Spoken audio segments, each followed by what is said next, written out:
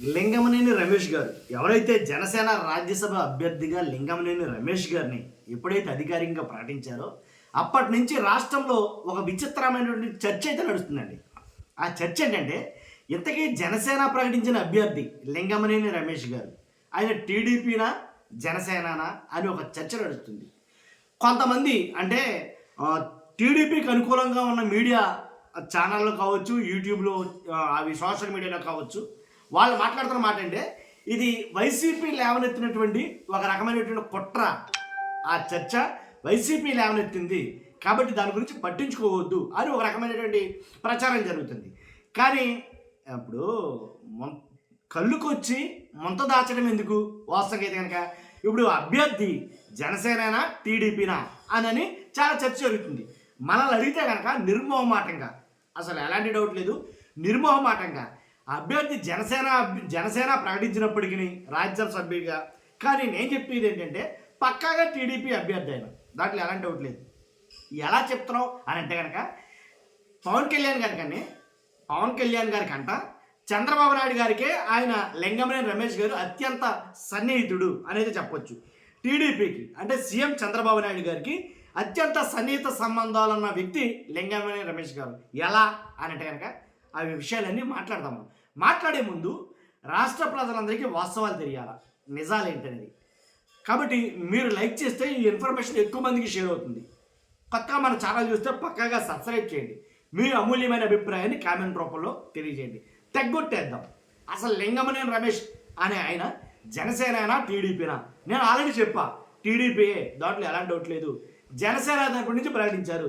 అదేంటిది అలా ఎలాగా అంటే కనుక చాలామంది అవాక్ అవుతూ ఉంటారు. అదేంటే మరి అలాంటప్పుడు జనసేన కదంటే కనుక నేను మాట్లాడటం కాదు, కానీ జనసేన సంబంధించినటువంటి ఒక మహిళ మాట్లాడే వీడియో మీరు ఖచ్చితంగా చూడాలి. జనసేనకు సంబంధించిన ఒక మహిళ మాట్లాడుతున్న వీడియో మీరు చూస్తే మీకు అర్థమవుద్ది. ఆ మహిళ వీడియో నేను పెడతాను ఇక్కడ, ఒకసారి ఆ వీడియో చూడండి, తర్వాత మాట్లాడుకుందాం మనం. ఒక లింగమనేని అతను ఎవరండి? అతను మన పార్టీకి ఏమన్నా పార్టీలో పోస్ట్ ఉందా? అంటే మీకు ఒక ఇల్లు ఇచ్చి పార్టీ కార్యాలయానికి ఎవరైనా ఇల్లు ఇచ్చేస్తే ఆయన ఫంట రాకేస్తారా మీరు? మేము నాకు పార్టీలో పోస్ట్ ఉందా? అంటే మీకు ఒక ఇల్లు ఇచ్చి పార్టీ కార్యాలయానికి ఎవరైనా ఇల్లు ఇచ్చేస్తే ఆయన ఫంట రాకేస్తారా మీరు? మేము నాకు స్వచ్ఛమైన కాపుపుట్టు పుట్టాం.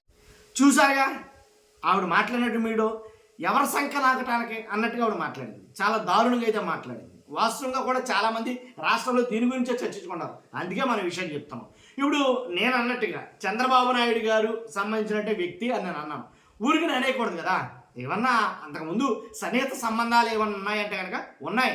చంద్రబాబు నాయుడు గారికి అత్యంత సన్నిహిత సంబంధాలు లింగమనేని రమేష్ గారికి ఉన్నాయి. ఏదైతే చంద్రబాబు నాయుడు గారు సీఎం చంద్రబాబు నాయుడు గారికి కరకట్ట గెస్ట్ హౌస్ ఏదైతే ఇచ్చారో అది లింగమనేని రమేష్ గారి గెస్ట్ హౌస్. అది చాలామందికి తెలిసిన విషయం. ఇది ఆ కరకట్ట గెస్ట్ హౌస్ లింగమనేని రమేష్ గారు ఇచ్చింది. లింగమనేని రమేష్ గారి భవనం అక్రమ కట్టడం అని గతంలోనే టీడీపీ ప్రభుత్వం నిర్ధారణ చేసింది ఈ విషయాలు అయితే కనుక.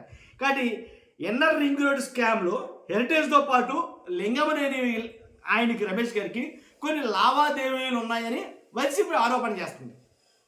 కొన్ని లావాదేవీలు ఉన్నాయని. అంతేకాదు లింగమనేని రిజిస్ట్రేషన్ చేసిన స్థలంలోనే పవన్ కళ్యాణ్ గారు కూడా నివాసం ఉన్నారు. పార్టీ కార్యాలయం కూడా అక్కడే ఉంది వాస్తవంగా అయితే కనుక. కాబట్టి జనసేన కోటలో తన సన్నిహితుడికి ఎవరైతే చంద్రబాబు నాయుడు గారు ఉన్నారో తమ సన్నిహితుడికి రాజ్యసభ స్థానం ఇప్పించుకున్న ఆ తెలివితేటలు చంద్రబాబు నాయుడు గారు చూస్తే ముచ్చటేస్తారు నిజంగా. కాబట్టి వాస్తవంగా ఏమంటారంటే దాన్ని సోషల్ ఇంజనీరింగ్ కోసం లింగమనేని గారికి అవకాశం ఇచ్చినట్టు ప్రకటించిన జనసేన సోషల్ ఇంజనీరింగ్ కోసం. సోషల్ ఇంజనీరింగ్ పక్కన పెడితే ఏంటి, చంద్రబాబు నాయుడు గారు అపర చాణక్యుడని ఊరికినే అనరు. 3 నాకు 1 నీకు అని జనసేనకి కేటాయించిన తర్వాత 3 ఏమో వాస్తవంగా అయితే 3 ఏమో టీడీపీకి, 1 ఏమో జనసేనకి. నన్ను అడిగితే కనుక 4 టీడీపీకే. ఎందుకని ఈ అభ్యర్థి కూడా టీడీపీకి సంబంధించిన అభ్యర్థి, దాంట్లో ఎలాంటి డౌట్ లేదు. కాబట్టి అంటే ఏదో పేరుకి మాత్రమే. ఏమంటే ముసుగులో గుద్దులాట ఎందుకు వచ్చింది గొడవ? ఇంతకుముందు ఏదైతే ఎమ్మెల్యేలు అభ్యర్థులు ప్రకటించారో జనసేనలో చాలామంది టీడీపీ నుంచి జనసేనలోకి వచ్చి కొంతమంది జనసేన కండువా కప్పుకొని ఎమ్మెల్యే అభ్యర్థులుగా ప్రకటించారు లేదా జనసేన తరపున? ఏ టీడీపీలోంచి వచ్చిన వాళ్ళకే ఎమ్మెల్యే అభ్యర్థిగా ప్రకటించాలా? బయట వేరే వాళ్ళని తీసుకోకూడదా అని అంటే కనుక అలా జరిగింది. అది రాజకీయం. ఇప్పుడు రాబోయే ఎన్నికల్లో కూడా 2029 ఎన్నికల్లో కూడా మీరు రాసి పెట్టుకోవచ్చు. ఇప్పుడే చెప్తున్నాను నేను, చాలామంది టీడీపీ అభ్యర్థులు జనసేనలోకి వెళ్ళి జనసేన కండవా కప్పుకొని ఎమ్మెల్యే అభ్యర్థులుగా ప్రకటిస్తారు. ఇదేం అయిపోవాలి, తంతు జరుగుతుంది. కాబట్టి చూస్తున్న మీరు అందరూ కూడా మీ అభిప్రాయం ఏంటో కామెంట్ రూపంలో తెలియజేయండి. ఫస్ట్ అయితే లైక్ చేయండి. Thank you much.